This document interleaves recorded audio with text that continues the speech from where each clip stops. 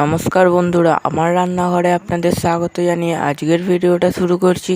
তো আজকে বানাবো চিলি চিকেন। তো প্রথম থেকে শেষ পর্যন্ত অবশ্যই দেখবেন ভিডিওটা এবং সাবস্ক্রাইব লাইক অবশ্যই করবেন। তো প্রথমত এখানে 250 গ্রামের মতো মাংস নিয়ে নিয়েছি।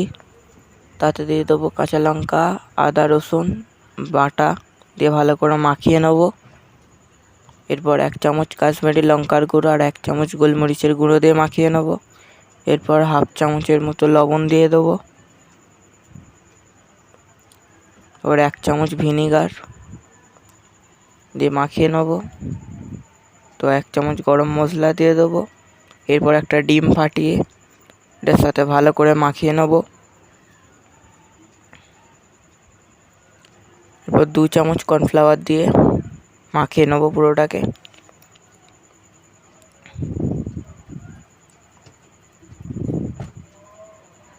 এখানে আমার ভালো করে মাখানো হয়ে গেছে, এবার চাপা দিয়ে দেবো। তো অন্যদিকে তেল গরম করে নেব। এবার চাপাটা খুলে এক এক করে দিয়ে দেবো।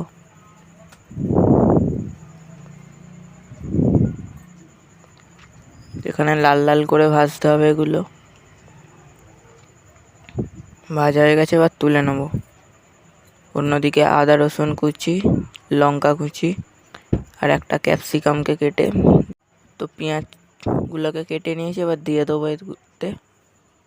এবার 1 চামচ সোয়া সস আর 2 চামচ টমেটো সস দিয়ে ভালো করে মিশিয়ে নেব। এরপরে 1 চামচ গোলমরিচের গুঁড়ো আর 1/2 চামচের মতো লবণ দিয়ে নেব।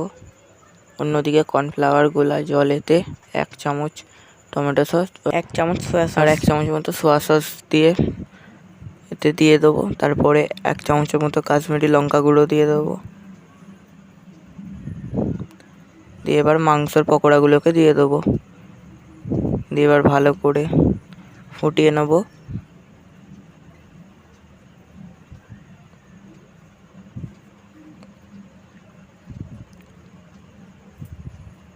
এবার অল্প ধনেপাতা কুচি দিয়ে সার্ভ করুন। এইভাবে আপনারা বাড়িতে বানিয়ে দেখুন।